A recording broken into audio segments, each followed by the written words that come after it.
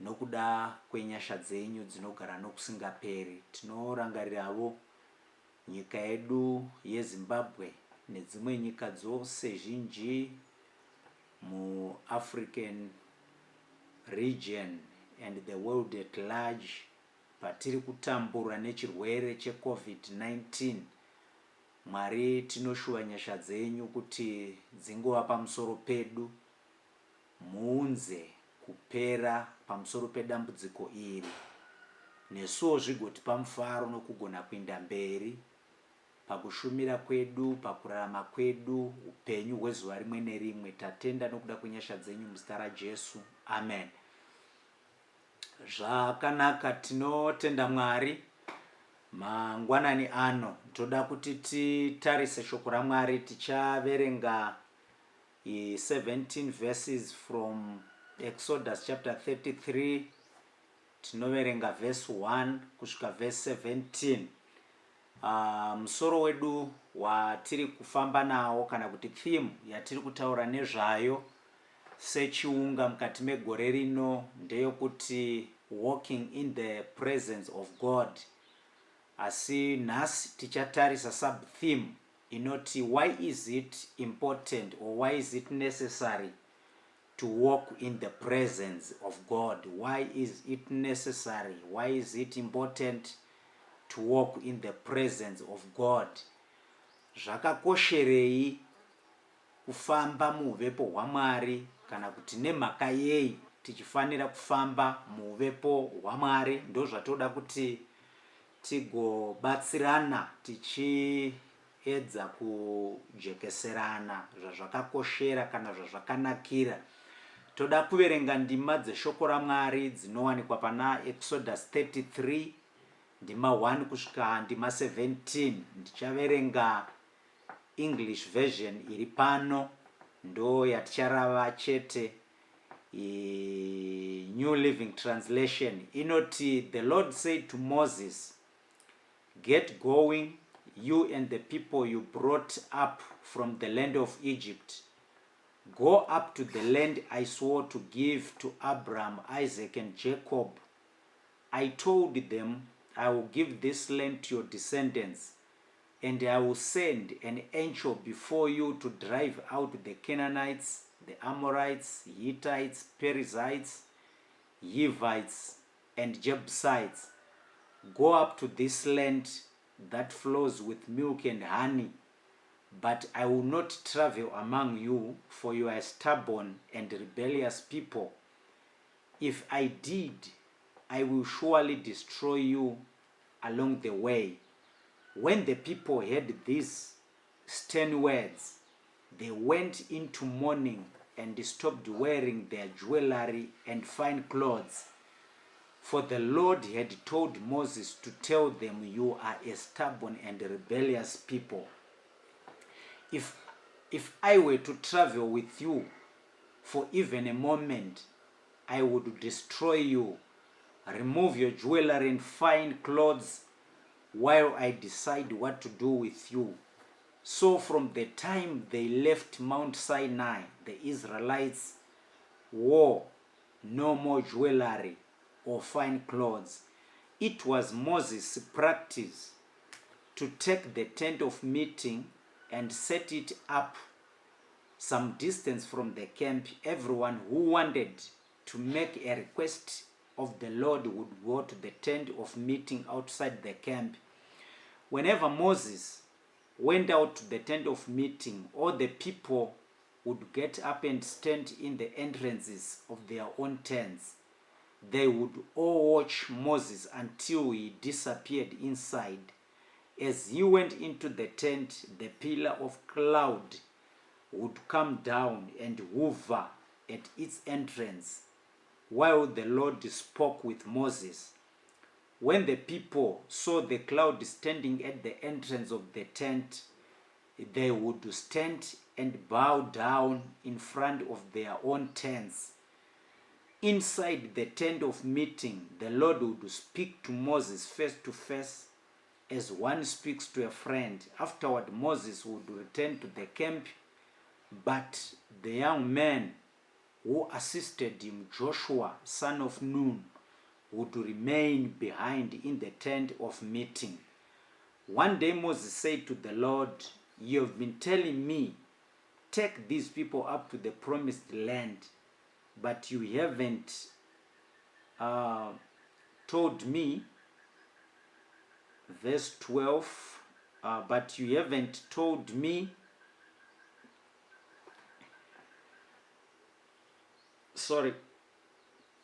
but you haven't told me who you will send me with. You have told me, I know you by name, and I look favorably on you. If it is true that you look favorably on me, let me know your ways, so that I may understand you more fully and continue to enjoy your favor. And remember that this nation is your very own people. Verse 14, the Lord replied, I will personally go with you, Moses, and I'll give you rest. Everything will be fine for you. Then Moses said, if you don't personally go with us, don't make us leave this place. How will anyone know that you look favorably on me and on your people if you don't go with us? For your presence among us sets your people and me apart from all other people on the earth. Verse 17, the Lord replied, I will indeed do what you have asked, for I look favorably on you and I know you by name. Mwari wokudenga ngavaropafadze kuverengwa kweshoko ravo pakati pedu mangwanani ano. Hama dzangu tinoda kuti tipfuurire kumberi mangwanani ano tichitaurirana pamusoro pokuti why is it necessary to walk in the presence of God? Zvakakosherei kana kuti zvakanakirei kufamba muvepo hwaMwari? Ndinoda kutanga ndichitaura kuti kana tichitarisa mukati meshoko raMwari kubva pokutanga, from the very first book of the Bible, the book of Genesis, tinotarira tichiona kuti Mwari kubva pokutanga ndiMwari vaida kuyanana nezvisikwa zvavo, uye ndiMwari vaidavo ukama huri pedyo pedyo nezvisikwa zvavo zvikuru kunyanya nemunhu wavakasika nomufananidzo wavo. Saka muchaona kuti God from the very beginning enjoyed a close relationship with his creation, and man in particular, as we saw in Genesis chapter 3 verse 18. Ndiko kuda kwaMwari kana kuti ndiyo vavariro yaMwari kubva pokutanga kuti vave noukama hwakanaka nokufambidzana kwakanaka nezvisikwa zvavo zvikuru, kunyanya nemunhu wavaiwadzana naye mubindu reEden. Sezvatinotarira tichiona kuti ukama hwaMwari naAdam naEve hwanga hwakamira zvakanaka. There was good fellowship between God and his creation, and after the fall, Adam and Eve were separated from the presence of God. Muchaona kuti pekutanga Adam naEve vasati vatadza, Bible shoko raMwari rinotiratidza vari vanhu vakanga vachiwadzana naMwari wavo, vakanga vachifambidzana naMwari wavo zvakanaka, vakanga vaine ukama hwakanaka naMwari pasina chimwe chinhu chakakanganisika. Vaienjoya the presence of God daily. Asi muchaona kuti pavanotadza, kana tichiverenga Genesis chapter 3, inotiratidza kutadza kwaAdam naEve. Vatadza saizvozvo, kutadza kwavo ikoko kune zvimwe zvinhu zvakauya pamusoro pavo. Nokuda kwokutadza, fellowship was broken. Men could no longer enjoy the fellowship, they used to enjoy with God before. Chechipiriwo, man was separated from the presence of God, or the presence of God was no longer available. Men could not access or enjoy the presence of God. Munhu haana kugona kuramba achi-enjoya kana kuti achirarama ari muuvepo hwaMwari sezvo zvakanga zviripo kutanga. Chetatuwo, chivi chakaseparata munhu naMwari, kana kuti chakaunza mukaha, kana kuti chakapatsanura munhu naMwari. Zvatinoona kuti ukama hwomunhu naMwari hahuna kuramba huri zvawakanga huri. Vanhu vakabviswa muGarden of Eden yairipresenta, kana kuti makanga mune presence yaMwari, makanga mune uvepo hwaMwari. Mwari vakati munhu zvaatadza ngaachibuda muGarden reEden. Munhu nemukadzi wake Adam and Eve vakabuditswa. Mwari vakasavatendera zvakare kudzoka mubindu iroro reEden. Saka nemamwe mashoko tingatiwo kukundikana kwakaita Adam naEve, chimwe chezvinhu zvakauya ipapo ndechokuti men struggled with the effects of sin, kureva kuti upenyu hwezvivi hwakaramba huchiteverera munhu, hukaramba huchimushungurudza, uyewo ndipo pakauya napo rufu rwatinotambura nahwo kunyangwe nazvino.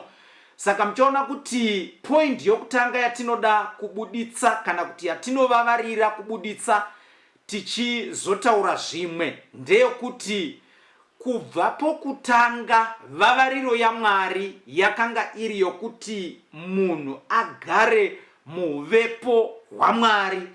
Vavariro yaMwari yakanga iri yokuti munhu aenjoy the benefits of the presence of God in each and every aspect of his or her life. Saka ndo kwaiva kuda kwaMwari, ndo yaiva vavariro yaMwari.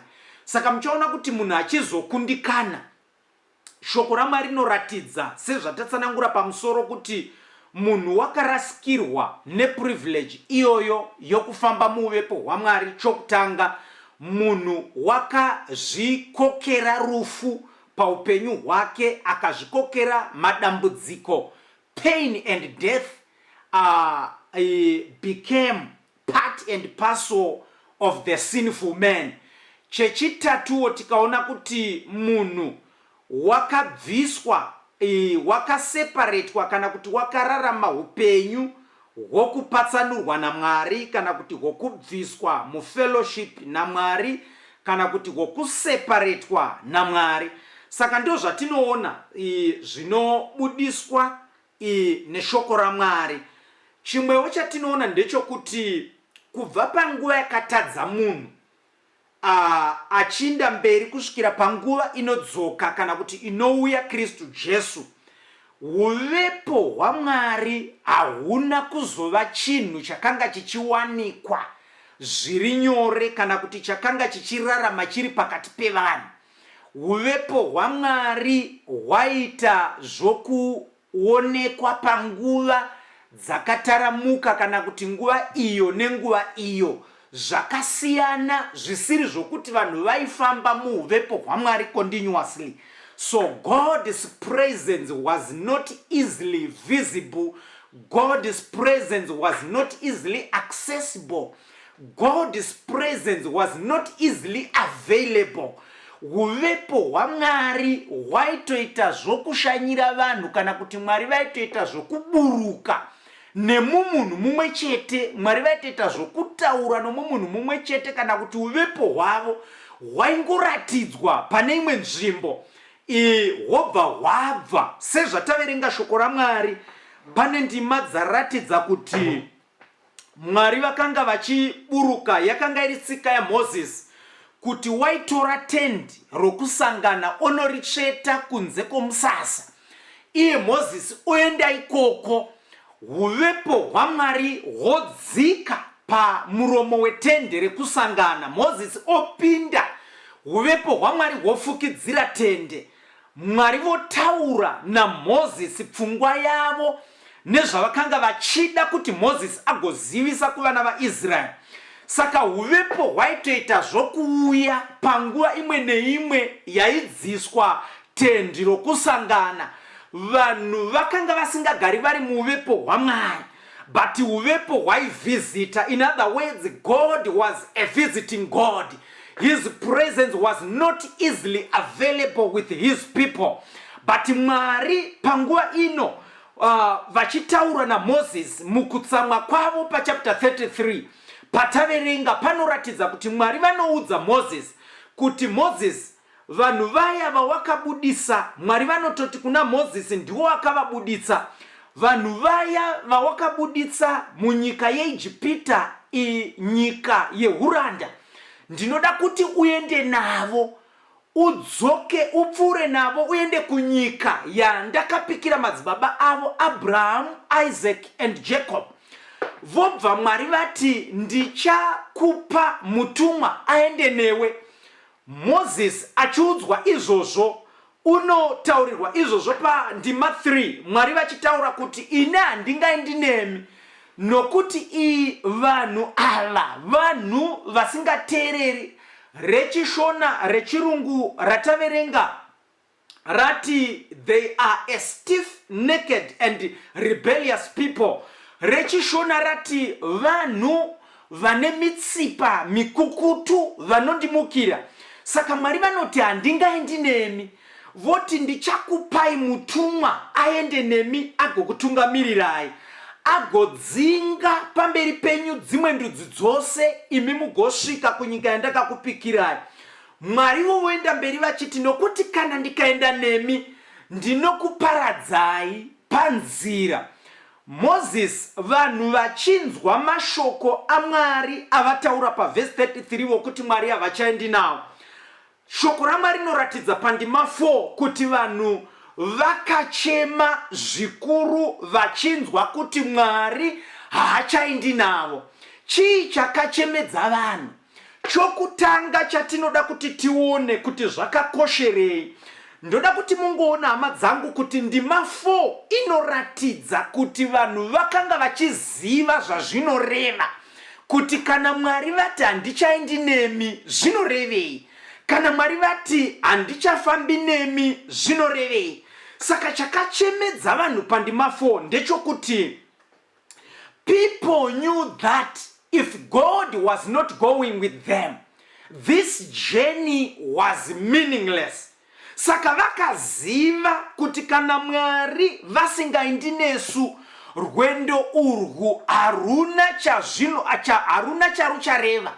Neimwe nzira vakarangarira kuti munhu akatibudisa kuIjipita ndiwo Mwari. Mwari vakavimbisa kuti ndichaenda nemi. But at this point, God is making a promise, a vow, that he is no longer willing to accompany his people. Saka vanhu vanorwadzikana voziva kuti Mwari vatiramba, Mwari havachafambi nesu. Zvino kana Mwari vasingaendi nesu, rwendo rwedu haruna charuchagona kureva. Ndoda kungorangaridza mumwe mudikani mangwanani ano kuti mudikani, sezvakaonekwa nehama idzi vaIsraeri pandima 4 vakachema Mwari varamba kuenda navo, zvingava zvakakosha kwauri nekwandiri kuti kana tikarangarira kuti kufamba tiri toga, Mwari vasiri pakati pedu, hazvina chazvinotibatsira. Kunyangwe vakati endai nemutumwa, hazvina chazvinotibatsira. Chatinoda mugore rino haazi mutumwa, chatinoda mugore rino haazi Moses ari oga, chatinoda mugore rino ndiMwari pachavo kuti vaende nesu.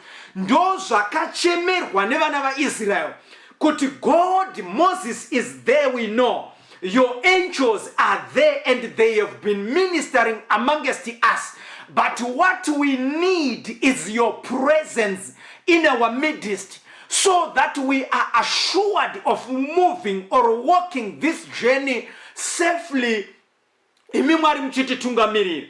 Moses vo pane imwe nguva kana mukatasa kumashure, Mwari vakanga vatombomuti pandima 32 verse 10. Mwari vakanga vatombomuti Moses, ndakuparadza rudzi rwose rwaIsrael, nditange rudzi rutsva newe nokuti vanhu ava vanditeereri. But Moses unoramba oti kuna Mwari, Jehovha zvingarevei kune dzimwe ndudzi dzose, kuna vamwe vanhu vose vakamboona muchidzikinura vanhu venyu kubva muIjipita, vangataura vachiti kudii? Vangati vanhu ivavo Jehovha wakatora vanhu vake kuti avaparadzire murenje. Saka Moses unoramba the offer that he was given by God in Exodus chapter 32 verse 10. Mwari vanomuti, I am destroying the whole of Israel and I am sparing you alone and I will start a new generation from you. Asi Moses unoti Mwari hazviiti. Chechipiri Mwari vanoudza Moses kuti I will send an angel before you and he will chase away all the tribes dziri mberi kwenyu, imi mugosvika mugogara zvakanaka. But Moses anodzoka zvakare kuna Mwari oti, Jehovha, hazvina kuringana kuti tiende nomutumwa, hazvina kuringana kuti tiende nomutumwa, imi Mwari musiri pakati pedu. Mudikani, kune vanhu vakakuvimbisa kufamba newe mugore rino. Imwe nguva ndiapostolo vakakuvimbisa kufamba newe vachiti ndoenda newe kose kwauchaenda. Imwe nguva wakatopuwa stika kuchechi kwenyu rakanzi 100% under the prophetic surveillance of the men of God. Imwe nguva une chimwe chinhu chawakapuwa kana chawakabatiswa kuti ufambe nacho mugore rino. But ndoda kukurangaridza nokukuudza kuti it's not enough to it's not enough kufamba usina Mwari. What you need in this year 2020 going forward is the presence of God himself. What you need is God himself to accompany you in this journey of faith. Mudikanwi tinoda Mwari, iwe unoda Mwari, ini ndinoda Mwari, kuti tifambe navo mukati megore rino. Ndoda kuti tingotarisa a few points dzinobuda pandima yataverenga Exodus chapter 33 ndima 1 kusvika ndima 17. Chokutanga muchaona kuti zvakakosha kuti tifambe muvepo hwaMwari. Nemhaka yei? Nokuti in the presence of God we are assured of reaching our destiny. Muvepo hwaMwari tine chokwadi chokusvika Mwari kwavanoda kuti tisvike. Kana tikaverenga ndima 14, Moses achema kuna Mwari, vanhu vachema kuna Mwari pa verse 14. Ndima 14 Mwari vanoti ini ndomene ndichaenda nemi, ndichakupai zororo, I will give you rest. Mwari vodzokorora promise yavakaita kuna Moses pekutanga vachimutuma basa. Vakamuti ndinoda kuti utungamirire vanhu ava kubva munyika yeIjipita kusvika kunyika yeKenani, nyika yandakavimbisa madzibaba avo. Ini ndichaenda nemi ndigokupai zororo. Mwari vanodzokorora mashoko mamwe chete iwayo pa verse 14. Saka ndoda kuti iwe neni tirangarire kuti kana tikafamba muvepo hwaMwari, chimwe nechimwe Mwari chavakavimbisa, Mwari vanotibetsera kuachiva chinhu ichocho. Kumwe nokumwe Mwari kwavakati vanotisvitsa, God will surely accompany us to that destination or to that destiny. Saka ndoda kuti tifambe naMwari, iwe neni tirangarire kuti zvakakosha kufamba muvepo hwaMwari. Because kana tiri muvepo hwaMwari, we are guaranteed of reaching our destination. We are assured of reaching our destination. We are 100% sure that we will reach our destination. Saka ndo point number 1. In the presence of God, we are assured of reaching our destination. Mwari vazotibatsira, Mwari vatiitire zvakanaka. Point number 2. In the presence of God, there is a flow of things. In the presence of God, there is order. Even if there are challenges, God himself will tackle those challenges. Verse 14 iyoyo Mwari vanoti everything will be well with you. If God is for us, who can be against us? If God is on our side, he will make everything possible. Zvinhu zvinogona kugozha tiri panzira. Zvinhu zvinogona kurema tiri munzira yokunamata. Zvinhu zvinogona kurema pamuri. Zvinhu zvinogona kurema pakushumira. Asi kana tina Mwari munzira yedu mukufamba kwedu, tine chokwadi chokuti he will definitely make a way where there is no way. He will make our journey possible. Kunyangwe pazvinogozha nepazvinorema, Mwari vedu vanomira nesu, vanotirangarira. Saka ndo chinhu chechipiri chandinoda kuti iwe neni tikurudzirane kuti nemhaka yei zvakakosha kuti tifambe naMwari. Pazvinorema, pazvinogozha, patinoona kuti hapachina nzira, iye Mwari unovhura nzira. Ipapo pasina nzira, patinoona kuti tagumirwa, iye Mwari unoita kuti tione kokuenda nako kunyangwe tisingachaoni kokuenda nako. Muimbi wokwedu 240 unoti pano padenhere iripiko nzira inoenda Jerusalema. Oti epano padenhere iripo nzira. Jesu ndiyo nzira. Sa iye ari nzira ndiye anoratidza nzira.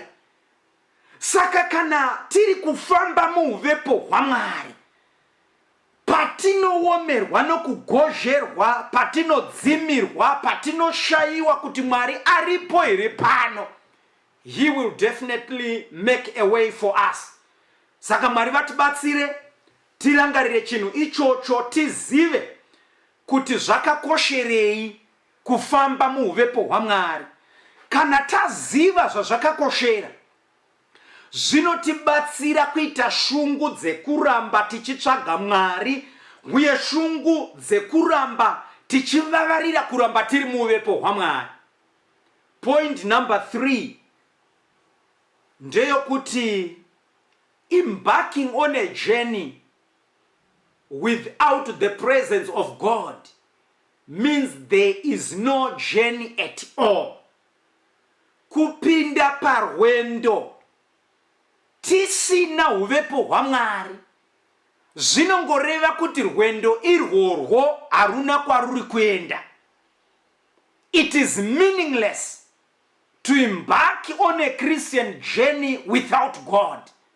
Hazvina chazvinobetsera kufamba rwendo uchiti ndinonamata, ndiri muKristu, ndiri mwana waMwari, iye Mwari wacho asinewe, asingafambi newe.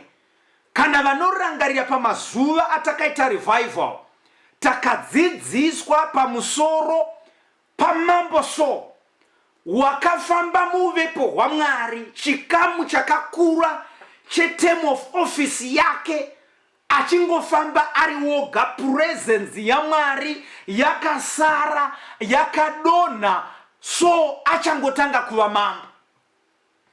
Mudikanwi, imwe nguva unotozvinzwa, unozviziva kuti wava kungofamba uri woga, presence yaMwari pasisina, wava zuru rakapinda nyoka.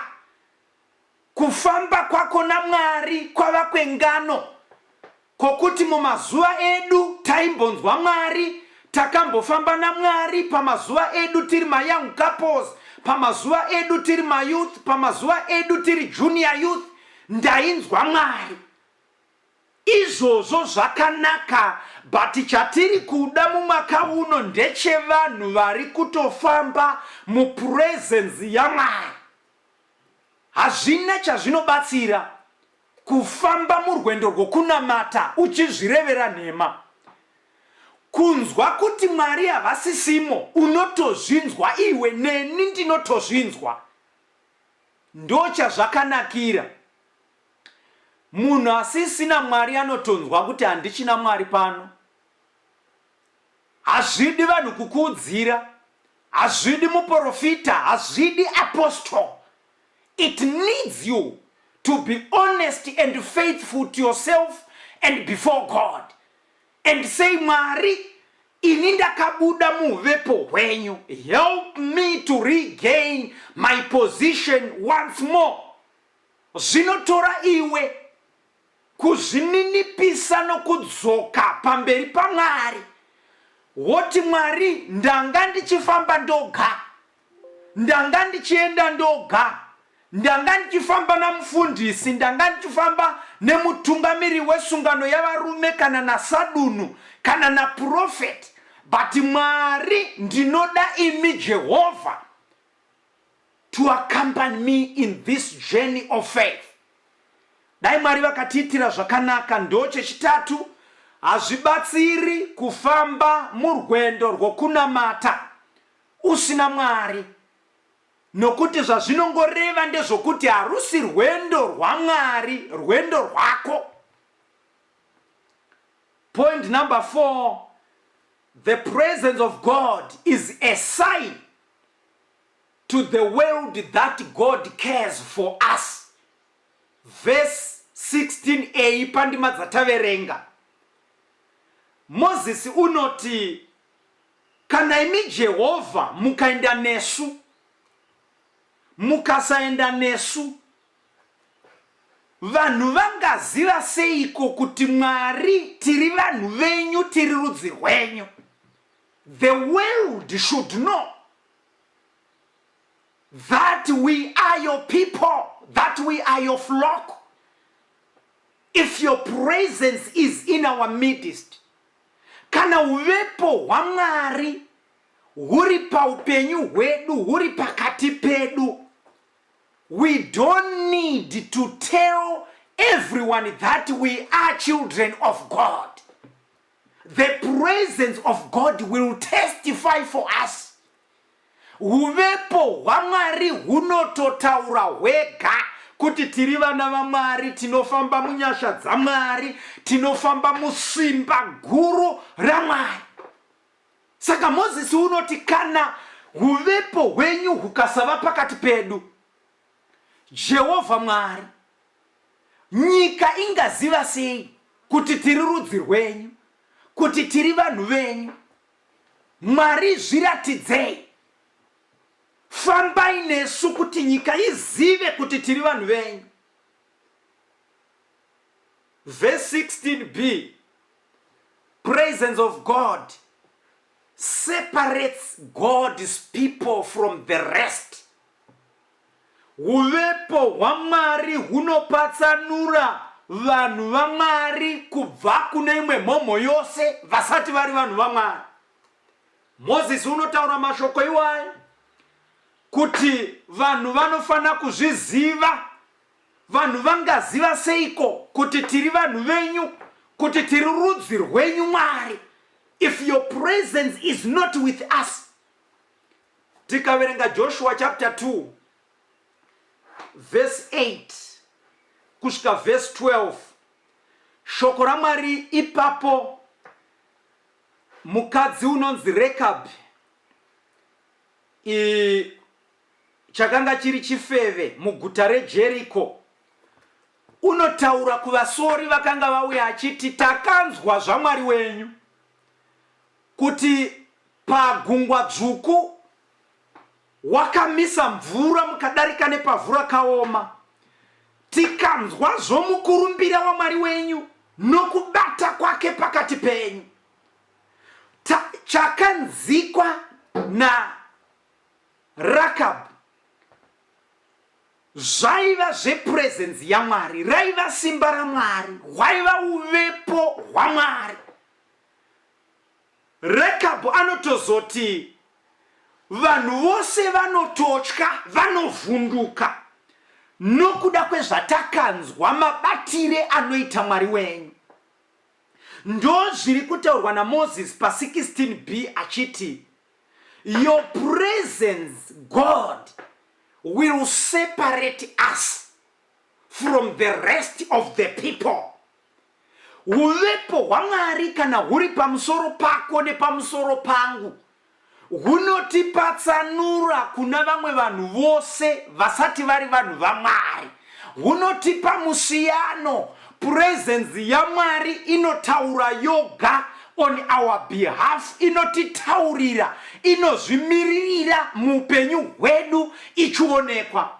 Vasori vakaenda kunosora kuJeriko, vachisvikako vachinzwa testimony yomunhu wekuJeriko, vakaziva kuti tinoshumira Mwari mukuru. Our God is not an ordinary God. Why? Because his presence can testify to nations far away from us. Mudikanu, zvakanakira iwe, zvakanakira inini kuti tifambe muvepo hwaMwari. Nokuti patinofamba nokugara muvepo hwaMwari, uvepo hwaMwari hunopupura hwega kuti isu tiri rudzi rwaMwari. We are a peculiar people. We are not ordinary people. A chosen race. Rudzi rwaMwari rwakazviitira oga. Uvepo hwaMwari hunoratidza izvozvo. Point number 6, the presence of God attracts favor in your life. Favor is the undeniable hand of God in a person's life. Favor is heaven helping you. When you are walking in the presence of God, zvinodana dzimwe nyasha, zvinodana rimwe simba, zvinodana kumwe kubata kwa Mwari kuri unique, kuri undeniable, kuri special. Kubata kwa Mwari kwakasarudzika pamusoro poupenyu hwako nepaupenyu hwangu. Nemhaka yei? Nokuti ivo Mwari vacho pachavo ndivo vanenge vachiita zvinhu hausiwe. Ndiyo mhaka maiona kuti vana vaIsrael kunyangwe zvavo pane nguva vaipopota vachitsamwira Mwari, but varume vaindinotenda kuti vakanakidzwa nouvepo hwaMwari. Unoona hakuna chinhu chinonakidza sokufamba mupresence yaMwari wamasimba ose. Unoti kana pakasvika panogozha, iye anoratidza kuti mukuru pane chinogozha. Akasvika pane zvinorema, iye anotakura chinorema okuratidzai kuti hachiremi. Akasvika pane zvinopisa, iye anodzimura zvinopisa ozviratidza kuti zvakatonhora. Mwari wakadero ndiye wandiri kuti mudikanwi, uya tifambe muvepo hwake. Kana tafamba muvepo hwake, zvino attracta favor yaMwari paupenyu hwedu. Favor yatatsanangura tichiti it is the undeniable hand of God in a person's life. It is heaven helping you. Mwari vomene ndivo vanenge vachikubatsira vakamira newe. Hakuna, ndinotenda kuti varume ava vana vaIsrael kubva musi uya wakanyura Farao pagungwa dzvuku ndo pavakatanga kunakirwa nokuona simba guru raMwari. Hakuna chinonakidza sokuona ruoko rwaMwari. At a point when you think you are destroyed. At a point when you think you are no more. At a point when you think you are gone, you are dead. Wona Mwari vachidzikinura nekukusunungura nenyasha dzinoshamisa. Hakuna chinhu chinokomborera saichocho. Ndo zvakanakira uvepo hwaMwari. Vana vaIsraeri vakaexperience vachiona gungwa dzvuku, mvura yakazara. Mwari vachingoti kuna Moses, rova mvura netsvimbo yako, mvura ichimira, ichi respecta shoko raMwari, ichi respecta uvepo hwaMwari, ichi respecta presence yaMwari. Mwari vachifamba navo vachivayambutsa gungwa dzvuku, vachipinda imomo mvura ichishota. Mwari vachiti kuna Moses, speak to the rock. Mwari Moses kunyangwa akazotsamwa mukutsamwa akarova dombo, but the bottom line is mvura yakabuda. Mwari vakadero mudikanwi, haungavadi here kufamba navo mukati megore rino. Ivo vanoti pazvakaoma vanozviratidza, vanoratidza favor yavo, vanoratidza simba ravo, vanoratidza presence yavo. Tinoda Mwari vakadero mukati megore rino. Point number 7. Presence of God is the power of God manifesting in your life. We all need this power to enable us as we journey in this journey of faith. Tinoda uvepo hwaMwari, ndiro simba racho raMwari rinoratidzwa muupenyu hwevana vaMwari. Saka zvakatikoshera, zvakatinakira kuti tifambe muuvepo ihwohwo, tifambe mupresence iyoyo. Patinofamba mupresence iyoyo, we enjoy, we experience the power of God in our life. Tinoona kunaka kwaMwari, tinoona simba raMwari richiratidzwa mukati muupenyu hwedu zuva rimwe nerimwe. Simba raMwari ndo ratatotsanangura pamusoro, tichitaura pamusoro pefavor, tikataura pamusoro pesimba raMwari rakaratidzwa murwendo rwevana vaIsraeri, nokuti vakanga vari muuvepo hwaMwari. Kunyangwe weneni mudikani, tinoda kuona simba iri raMwari, tinoda kuona presence iyi yaMwari pakati pedu. Mwari vachizviratidza, Mwari vachifamba nesu, Mwari vachititungamirira. Presence of God inokonzeravo kuti wakaipa atye. Uvepo hwaMwari tataura kuti ndiro simba raMwari. And the presence of God causes the devil to tremble, causes the enemy to tremble. Ndiyo makauya muimbi uyu akazoti iye muimbi wa mapisari mauya akazoti Mwari, burukai Mwari, sumukai Mwari kuti vavengi vedu vaparare. Arise, O God, and let your enemies be scattered. When we are in the presence of God, the enemy will tremble. Wakaipa amiri, wakaipa agoni kuresista, agoni kuobjecta, agoni kuresista the presence yaMwari. Saka unochka otiza. Pataverenga kuna Joshua chapter 2.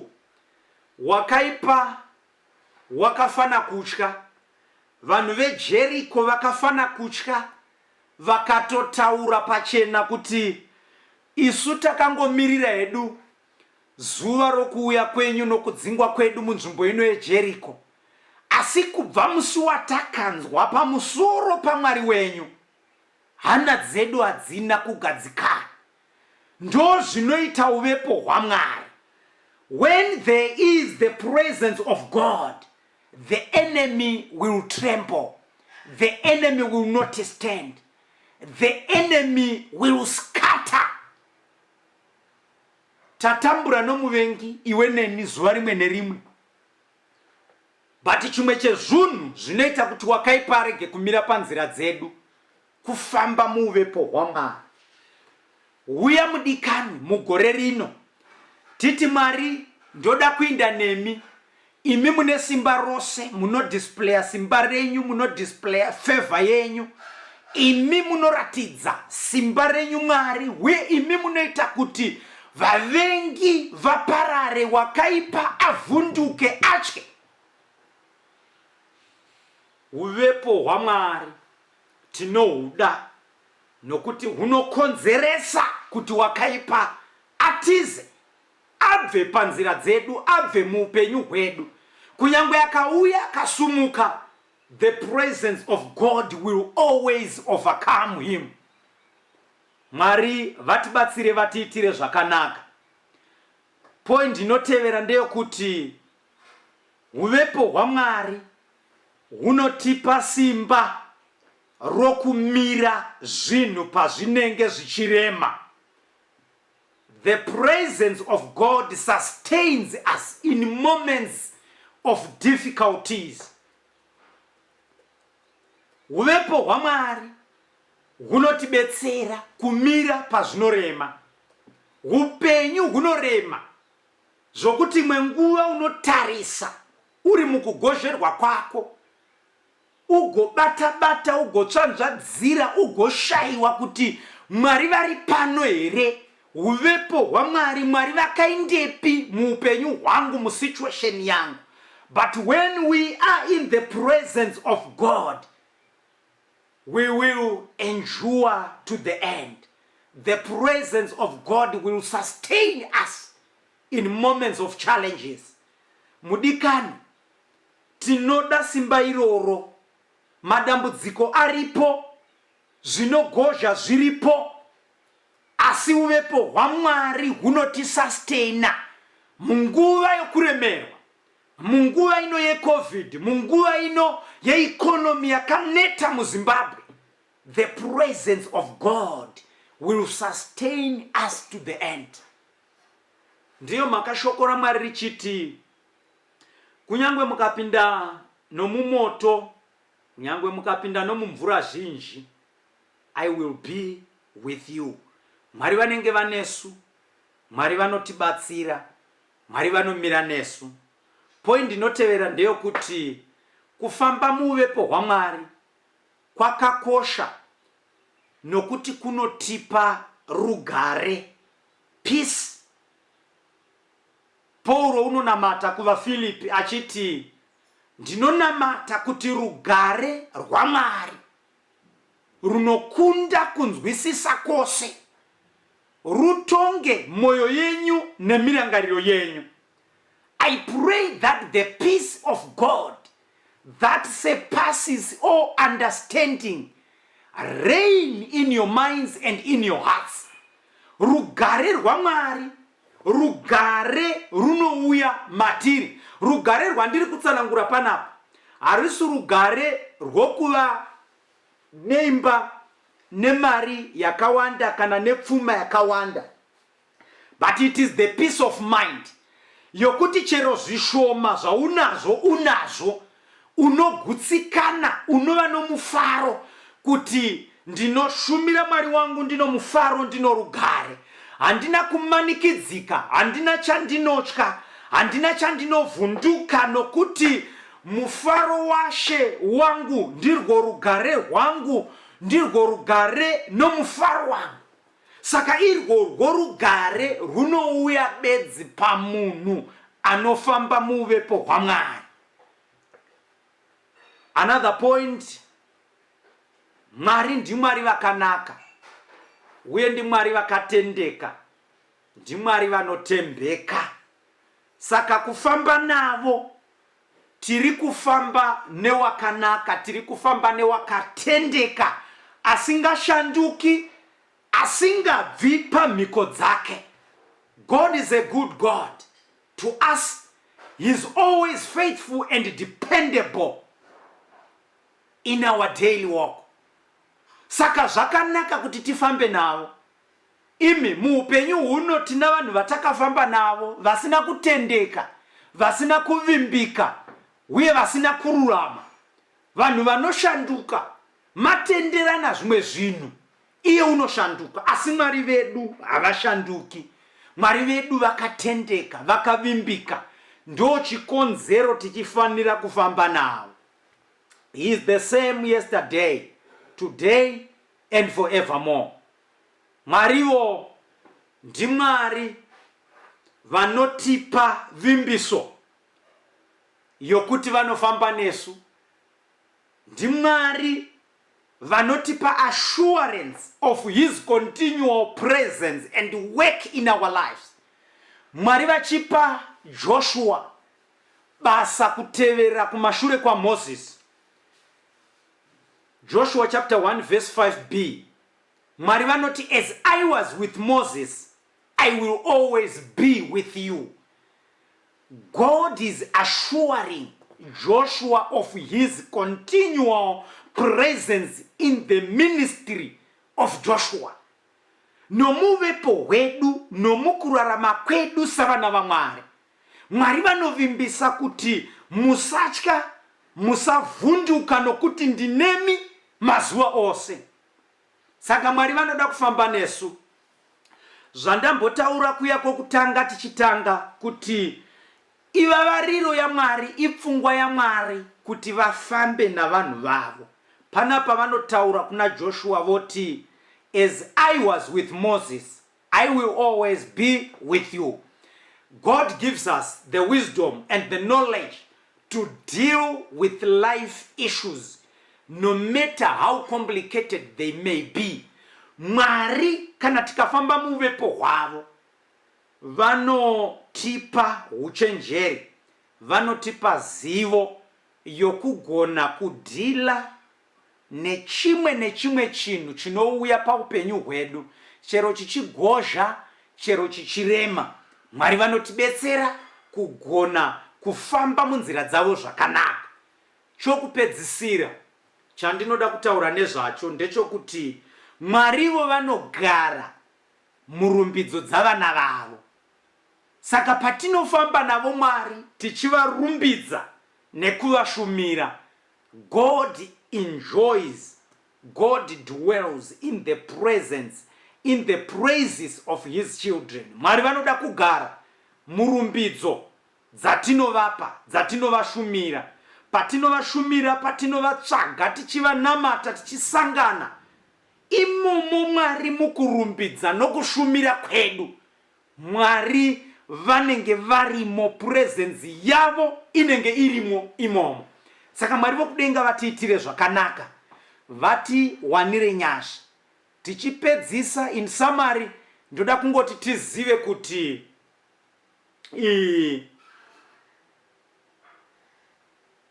patiri kufamba naMwari, tinoda kuti ivo Mwari vave our focus. Kana Mwari vakava our focus, zoreva kuti moyo yedu ichavavarira, ichadokwairira kutsvaka uvepo hwavo nguva imwe neimwe. Patinoramba tichitsvaka uvepo hwavo nguva imwe neimwe, we will get used to his presence and we will enjoy and not want to leave his presence. Uyaitite Mwari chinhu chatingatsvaka, chatinovavarira nechatinotarira mumwaka uno wa2020 tichinda mberi. Meso edu nemoyo yedu zvitsvake uvepo hwaMwari nokunaka kwaMwari. Kana tadero moyo yedu inosundwa kuramba tichitsvaka Mwari. Kana moyo yedu yasundwa kuramba tichitsvaka Mwari, tinogara muvepo hwaMwari, tonakidzwa, tobetserwa, tosimbiswa, tokurudzirwa tiri muvepo hwaMwari. Ndo shungu dzemoyo wangu kwauri kuti Mwari vakubatsire urambe uchifamba muvepo hwaMwari.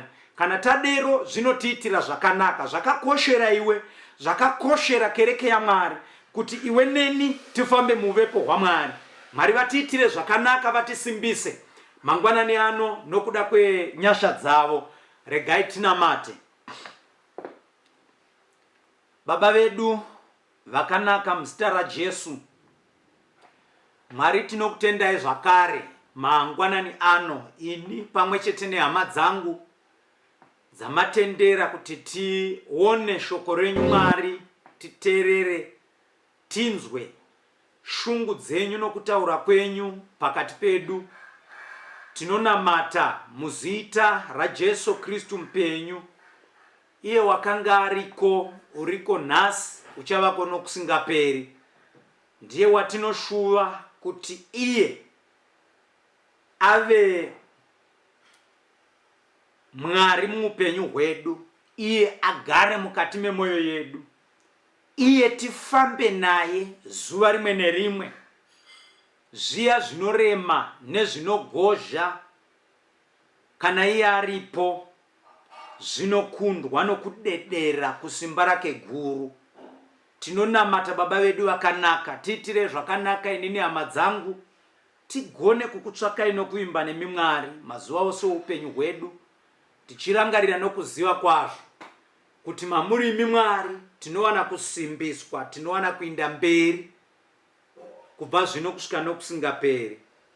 Nyasha dzaIshe wedu Jesu Kristu, rudo rwaMwari Baba nokuwadzana kwaMweya Mutsvene ngazvive nesu tose mangwanani ano kubva zvino kusvikira nokusingaperi. Ameni. Hama dzangu, toda kutenda Mwari vatiwanira mukana uno zvakare. Tinotenda nenguva yatava nayo, tichionga kuti Mwari vachatibetsera nokutisimbisa kurangarira tiendewo tinotsvakurudza zvimwe zvatingawana kuti zvakakosherei kuvimba naMwari, zvakakosherei kuvimba naMwari kana kuti kufamba muuvepo hwaMwari. Mwari vatibatsire, vatisimbise, dzive shungu dzedu kufamba muuvepo hwaMwari mukati megore rino. Tiswere zvakanaka, tichengetwe munyasha dzaMwari. Tatenda.